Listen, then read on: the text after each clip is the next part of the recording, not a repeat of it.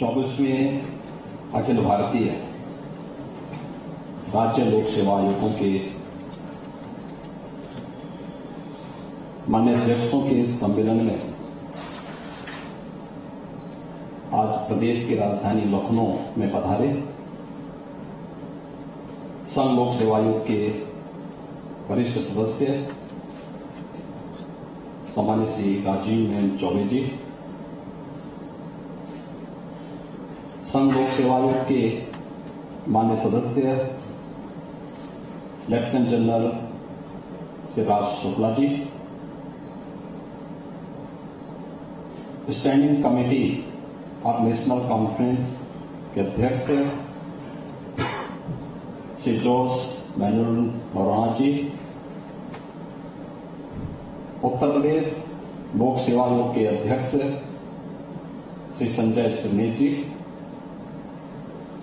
प्रदेश के मुख्य सचिव श्री दुर्गाशंकर मिश्र जी, प्रदेश के पुलिस महानिदेशक श्री राजकुमार विश्वकर्मा जी, अपर मुख्य सचिव नियुक्ति एवं कार्मिक डॉक्टर देवेश चतुर्वेदी जी, देश भर से आए हुए राज्यों के लोक सेवा आयोगों के सभी माननीय अध्यक्षगण, माननीय सदस्यगण और उपस्थित भाइयों बहनों, मैं आप सबका देश के हृदय स्थल उत्तर प्रदेश की राजधानी लखनऊ में इस 24वें सम्मेलन के अवसर पर राज्य सरकार की ओर से हृदय से स्वागत करता हूं, आप सबका अभिनंदन करता हूं। मेरे लिए यह अवसर इसलिए भी महत्वपूर्ण है कि उत्तर प्रदेश के प्रशासन ने विगत 6 वर्ष के अंदर जो कुछ भी किया है उसे आप सबके माध्यम से देश तक पहुंचाने, देश के अलग अलग राज्यों तक पहुंचाने और आप सबके अलग अलग संघ लोक सेवा आयोग समेत विभिन्न राज्यों में हुए उन नए कार्यों को प्रदेश के अंदर प्रदेश की 25 करोड़ जनमानस और यहां के युवाओं की उन आकांक्षाओं को हम वास्तविक व्यवहारिक धरातल पर पहुंचा सकें, इस दृष्टि से यह सम्मेलन हमारे लिए अत्यंत महत्वपूर्ण है। मैं सबसे पहले धन्यवाद दूंगा संघ लोक सेवा आयोग को, जिन्होंने उत्तर प्रदेश को इस सम्मेलन के लिए चुना है।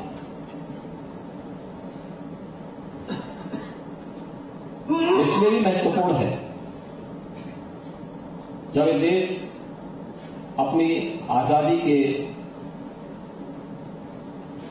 अमृत महोत्सव के प्रथम वर्ष में प्रवेश किया है। आदरणीय प्रधानमंत्री जी के नेतृत्व में इस देश ने आगामी अमृत काल की अपनी योजनाओं को लेकर के एक विस्तृत कार्य योजना तैयार की है। कोई भी समाज और कोई भी राष्ट्र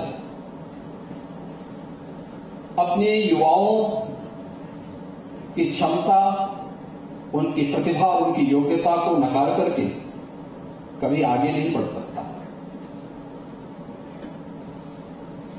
समाज के लिए एक आदर्श नहीं प्रस्तुत कर सकता। और इस दृष्टि से संघ लोक सेवा आयोग हो या राज्यों के लोक सेवा आयोग हो, इन सब की एक बड़ी भूमिका होती है। आप सब उत्तर प्रदेश में आए हैं। 25 करोड़ की आबादी का यह राज्य देश की सबसे बड़ी आबादी का राज्य है। देश की सांस्कृतिक धरोहर का प्रतीक भी है और देश के अंदर प्रशासन की कार्यप्रणाली की एक प्रयोग स्थली भी है। यहां पर उत्तर प्रदेश को अगर आप देखेंगे तो प्राचीन काल से ही ये भारत की आध्यात्मिक और सांस्कृतिक क्षेत्र का प्रतिनिधित्व करती रही है। मर्यादा पुरुषोत्तम भगवान श्री राम की पावन जन्मस्थली अयोध्या उत्तर प्रदेश में है। भगवान श्री कृष्ण की जन्मस्थली मथुरा उत्तर प्रदेश में है। उनकी लीला स्थली वृंदावन भी उत्तर प्रदेश में है। बाबा विश्वनाथ का पावन धाम काशी वाराणसी भी उत्तर प्रदेश में और उत्तर प्रदेश में देश की पवित्र जो 7 पवित्र नदियां इस देश के अंदर प्रत्येक भारतवासी जिनका नित्य स्मरण करता है कि गंगा और यमुना इन दोनों नदियों का विस्तृत भूभाग उत्तर प्रदेश के अंदर ही यह है और उनका संगम भी उत्तर प्रदेश में है। जिन्होंने उत्तर प्रदेश को दुनिया के एक सबसे उर्वरा भूमि के रूप में भी बदलने का कार्य किया है। यह सच है कि इन देवतुल्य नदियों के कारण उत्तर प्रदेश की भूमि अत्यंत उर्वरा बनी और अपनी उर्वरता के कारण ही एक बड़ी आबादी यहां पर कृषि और कृषि से संबंधित क्षेत्र में अपनी आजीविका की तलाश करती रही है और संकट के समय में मानवता के कल्याण का मार्ग भी प्रशस्त करती रही है। ये वही भूमि है। आप इस समय प्रदेश की राजधानी लखनऊ में है। लखनऊ के बगल में ही हमारा सीतापुर जनपद है। मेरी सारणी इसी सीतापुर जनपद में है। भारत की वैदिक ज्ञान की पूरी परंपरा को लिपिबद्ध करने की धरती है नेमी सारणी। लखनऊ के पास, लखनऊ से सटा हुआ प्रदेश के अंदर अन्य अनेक ऐसी सांस्कृतिक और आध्यात्मिक धरोहरें हैं जिन पर हर भारतवासी गौरव की अनुभूति कर सकता है। उत्तर प्रदेश ने देश की आजादी के आंदोलन में भी एक बड़ी भूमिका का निर्वहन किया था। कोई जनपद ऐसा नहीं जहां पर देश के आजादी की इस पूरी लड़ाई के दौरान वहां पर कोई भव्य स्मारक न हो और आजादी की लड़ाई के बाद स्वतंत्र भारत में भी देश की सीमाओं की सुरक्षा के लिए, आंतरिक और बाह्य सुरक्षा के लिए भी उत्तर प्रदेश के नौजवानों की योगदान को विस्मृत नहीं किया जा सकता। उत्तर प्रदेश से निकली हुई प्रतिभाओं ने स्वतंत्र भारत के अंदर भी अनेक उपलब्धियां हासिल की। ये वही प्रदेश है जिसने स्वतंत्र भारत में सर्वाधिक प्रधानमंत्री भी दिए और यह हमारा सौभाग्य है कि आज देश के यशस्वी प्रधानमंत्री उत्तर प्रदेश की ही वाराणसी संसदीय क्षेत्र से प्रतिनिधित्व करते हैं। उत्तर प्रदेश अपनी अनेक विशेषताओं के कारण तो जाना ही जाता है, लेकिन उन विशेषताओं के साथ साथ अनेक संभावनाएं भी उत्तर प्रदेश में। राजनीति के अच्छे और बुरे दोनों दौर जैसे जीवन चक्र होता है, वही एक उस चक्र के दौर से उत्तर प्रदेश को भी गुजरना पड़ा है। अच्छा दौर था तो बुरा दौर भी उत्तर प्रदेश के सामने आया। बुरा दौर किस रूप में? राजनीतिक संक्रमण का एक ऐसा दौर भी आया था जब उत्तर प्रदेश के सामने अपनी पहचान को छुपाने और पहचान को बचाने का एक संकट भी आया था। ये वही प्रदेश है जो कभी पहले दुनिया और देश और दुनिया जिसे उत्सव के रूप में जानी जाती थी वो उपद्रव में बदल गया। ये वही प्रदेश है जो अपने महोत्सव के लिए जाना जाता था, जिसने देश को महोत्सव दिए। दीपावली कैसे होनी चाहिए? आप जाइए अयोध्या से, अयोध्या ने दुनिया को दिया, लेकिन यहां पर महोत्सव नहीं। देव दीपावली कैसे होती है? दीपावली के 15वें दिन देव दीपावली कैसे काशी में होती थी, जिस उत्तर प्रदेश ने दिया। होली का रंगोत्सव कैसे होना चाहिए, जिस उत्तर प्रदेश ने दिया था। महोत्सव और पर्वों के उत्तर प्रदेश ने पर्व और महोत्सव को विस्मृत करके राजनीतिक संक्रमण के उस दौर में उत्तर प्रदेश को माफियाओं की गिरफ्त में ऐसे झगड़ा था कि जैसे लगता था कि अब इसका कोई भविष्य नहीं है। लेकिन 9 वर्ष पूर्व जब प्रधानमंत्री मोदी जी के नेतृत्व में देश की बागडोर आई, एक नई आशा और नई आकांक्षाओं के साथ देश ने बदलाव देखा और उस बदलाव की छटपटाहट यहां पर भी महसूस की जाने लग गई। लोगों ने उस बदलाव को अपने साथ जोड़ने का कार्य किया और आज विगत 6 वर्ष के अंदर उत्तर प्रदेश के अंदर हुए बदलाव आप सबके सामने है। हमने पिछले 6 वर्ष के अंदर उत्तर प्रदेश के अंदर उत्तर प्रदेश की जब हम लोग 2017 में प्रदेश की सत्ता में आए थे तो उस समय मैं एक बात देखता था, उत्तर प्रदेश लोक सेवा आयोग से जुड़ी हुई कोई भी परीक्षा रही हो, अधीनस्थ सेवा चयन आयोग से जुड़ी हुई कोई परीक्षा रही हो,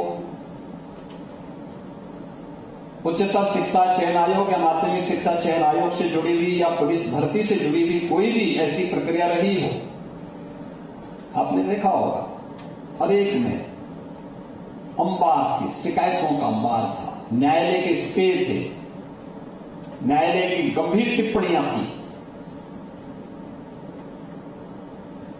उत्तर प्रदेश की उस समय 22 करोड़ की आबादी थी और उत्तर प्रदेश पुलिस बल में 1.5 लाख पद खाली पड़े थे। अनुमान कर सकते हैं जिस पुलिस के भरोसे प्रदेश की सुरक्षा होनी चाहिए थी उसमें 1.5 लाख पद खाली हैं। मैंने पूछा पद क्यों नहीं भरे जा रहे हैं? पता लगा कि सुप्रीम कोर्ट का स्टे है। स्टे क्यों है? कोई खामी होगी ना, उसको दूर करिए। प्रक्रिया पारदर्शी नहीं थी, भाई भतीजावाद, जातिवाद। जो लोग सामाजिक न्याय का मुखौटा लगा करके समाज को दिग्भ्रमित करते थे, कैसे भर्ती की प्रक्रिया में भेदभाव उनके द्वारा होता था। ये योग्यता और प्रतिभा के साथ अन्याय नहीं तो क्या था, और न्यायालय उसमें हस्तक्षेप नहीं करता तो क्या करता। जब प्रक्रिया को पारदर्शी तरीके से आगे बढ़ाया गया, भर्ती बोर्ड कैसे कार्य करेगा इसके लिए अच्छे ईमानदार अधिकारियों की टीम तैयार की गई। और मुझे बताते हुए प्रसन्नता है कि पिछले 6 वर्ष के अंदर हम लोगों ने प्रदेश के अंदर 1,64,000 से अधिक पुलिस भर्ती की प्रक्रिया को पूरी पारदर्शी तरीके से संपन्न किया है। जब 2019 का लोकसभा चुनाव चल रहा था, उस दौरान जब मैं कुछ संसदीय क्षेत्रों में जाता था, लोग कहते थे कि यहां तो फलानी जाति का बाहुल्य है, यहां से बीजेपी नहीं जीतेगी। मैंने कहा ठीक है, आपकी मान्यता हो सकती है, लेकिन युवा हमारे साथ होगा। लोगों ने कहा कैसे? मैंने कहा इसलिए होगा क्योंकि उसे नौकरी मिली है। कहा उससे क्या होता है? मैंने कहा वो सड़कों पे दौड़ता है, वैसे नहीं दौड़ता है। जब आप सोते हैं तब वो सड़कों पे दौड़ करके अपने को फिजिकली फिट करता है, जिससे किसी भर्ती में वो स्थान पा सके। और उत्तर प्रदेश राज्य ऐसा है जिसमें उस समय हम 1.5 लाख पुलिस की भर्ती की प्रक्रिया को पूरी कर चुके थे और प्रक्रिया इतनी पारदर्शी थी, इतना सुष्टापूर्ण थी कि सभी 75 जनपदों से प्रतिनिधित्व होता हुआ उसमें दिखाई देता है। और जब ये भर्ती की प्रक्रिया पूरी हुई, जब चुनाव के परिणाम आए, तो जो मैंने कहा था एकदम वही था। परिणाम सब हमारे अनुकूल था। हर गांव का व्यक्ति उन क्षेत्रों जनपदों से हर जनपद का प्रतिनिधित्व भर्ती की प्रक्रिया के साथ जुड़ता हुआ दिखाई दे रहा था। उन नौजवानों को जिनको कभी विश्वास ही नहीं होता था कि हम भी भर्ती हो पाएंगे, आज उत्तर प्रदेश पुलिस बल में वे सभी अपनी सेवाएं दे रहे हैं। और परिणाम, जब पारदर्शी भर्ती की प्रक्रिया है तो कानून व्यवस्था की भी अपनी एक नजीर उत्तर प्रदेश को बनाने में सफलता प्राप्त हुई है। क्योंकि भेदभाव किसी नौजवान के साथ नहीं हुआ, तो वह भी अपना जो सबसे अच्छा हो सकता है और प्रदेश के लिए आज दे करके करता है, अनुशासन भी बनाता है, नए नौजवानों को भी इसके लिए प्रेरित करता है और अच्छे तरीके से आगे बढ़ाता है। शिक्षकों की भर्ती की प्रक्रिया आपने देखा होगा उत्तर प्रदेश के अंदर आदरणीय प्रधानमंत्री जी के मार्गदर्शन में जब देश ने एस्पिरेशनल डिस्ट्रिक्ट की प्रक्रिया को नीति आयोग ने आगे बढ़ाया था, उस दौरान प्रदेश के भी जो देश के 112 जनपद थे उनमें से 8 जनपद उत्तर प्रदेश के थे। जब नीति आयोग ने ये सूची जारी की थी, उत्तर प्रदेश के 8 जनपद रैंकिंग में 100 से और 112 के बीच में ही थे। और जब गत वर्ष भारत सरकार ने एस्पिरेशनल डिस्ट्रिक्ट की सूची जारी की, जिन्होंने सामान्य विकास की प्रक्रिया के साथ अन्य जनपदों की दौड़ में वे शामिल हुए हैं, मुझे बताते हुए प्रसन्नता है कि जो टॉप 10 के राज्य थे उनमें से उत्तर प्रदेश के 5 थे और टॉप 20 में उत्तर प्रदेश के सभी 8 जनपदों में स्थान प्राप्त किया। कारण था, वे पिछड़े इसलिए थे क्योंकि वहां पर ईमानदारी से भर्ती नहीं हुई, मैन पावर नहीं, शिक्षक नहीं थे। श्रावस्ती इनमें से एक जनपद है। कहते भगवान बुद्ध ने अपने जीवन में सर्वाधिक चातुर्मास श्रावस्ती में व्यतीत किए थे। भगवान राम के पुत्र ने श्रावस्ती बसाई थी और श्रावस्ती में 120 विद्यालय ऐसे थे 2017 के पहले जिनमें एक भी शिक्षक नहीं था। और आज आप श्रावस्ती जनपद की रैंकिंग को देखेंगे, हर व्यक्ति देखेगा, क्योंकि हमने सभी संबंधित विभाग से कहा भाई हर विद्यालय में शिक्षक होने चाहिए, हर चिकित्सालय में चिकित्सक होने चाहिए, कृषि का हो या ग्राम्य विकास या पंचायती राज का या नगर विकास का, वहां पे मैन पावर की आपूर्ति प्राप्त करिए। और फिर हर सप्ताह 15 दिन में उनकी समीक्षा होने लग गई। परिणाम हम सबके सामने है। कुल यानी 6 वर्ष में 5.5 लाख सरकारी नियुक्तियां हम लोगों ने की और एक भी नियुक्ति पर कोई प्रश्न नहीं खड़ा कर सकता प्रदेश के अंदर हो। लेकिन मैं ये भी मानता था ये 24-25 करोड़ की आबादी के राज्य में 5 लाख 5.5 लाख सरकारी नौकरी से काम नहीं चलेगा। बहुत सारे युवा ऐसे हैं जो सरकारी नौकरी में नहीं जाना चाहते, उनको अन्य सेक्टर में कार्य मिलना चाहिए। कार्य करते हुए उनके लिए उस प्रकार की संभावनाओं को आगे बढ़ाने की आवश्यकता है और उसके लिए हम लोगों ने कुछ कार्यक्रम आगे बढ़ाए।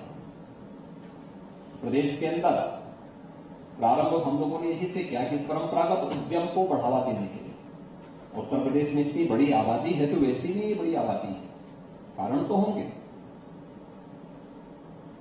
सबसे उर्वरा भूमि है, पर्याप्त जल संसाधन है, इस सबके अलावा और भी कुछ होगा। यहाँ के कारीगरों ने, यहाँ के आर्टिजन्स ने, हस्तशिल्पियों ने कुछ तो किया होगा, हमने उसकी मैपिंग करवाई। 75 जनपदों में से 57 जनपद ऐसे थे जिन 57 जनपदों की अपनी यूनिक प्रोडक्ट थी। जैसे मुरादाबाद में ब्रॉस का काम बहुत अच्छा होता है, अलीगढ़ हार्डवेयर के लिए जाना जाता है, आपके सहारनपुर वुडवर्क के लिए जाना जाता है, मेरठ स्पोर्ट्स आइटम के लिए जाना जाता है, लखनऊ की चिकन कारीगरी के लिए, वाराणसी सिल्क के कार्य के लिए, भदोई अपने कारपेट के लिए, अलग अलग जनपद के पास हमने इसकी मैपिंग करवाई। 18 जनपदों के लिए भी हम लोगों ने तय किया कि इस जनपद के साथ भी कोई एक प्रोडक्ट जुड़ना चाहिए, और सभी 75 जनपदों को 2018 में ही हम लोगों ने एक प्रोडक्ट के साथ जोड़ते हुए 1 डिस्ट्रिक्ट 1 प्रोडक्ट की अपनी एक कार्ययोजना उस समय लागू की थी। और आज आप देखते होंगे उत्तर प्रदेश में जहां पे 2017-18 में हमारा कुल एक्सपोर्ट केवल 86,000 करोड़ रुपए का था, आज वह लगभग 2 लाख करोड़ तक पहुंचने जा रहा है। यह पिछले 6 वर्ष के अंदर जो कार्य प्रदेश के अंदर हुए, हमने प्रोडक्ट में डिजाइन के साथ उसे जोड़ा, पैकेजिंग के साथ उसे जोड़ा, उसे हर प्रकार से प्रोत्साहित किया गया, ट्रेनिंग दी गई, कार्यक्रमों को आगे बढ़ाया गया, बैंकों के साथ जोड़ा गया,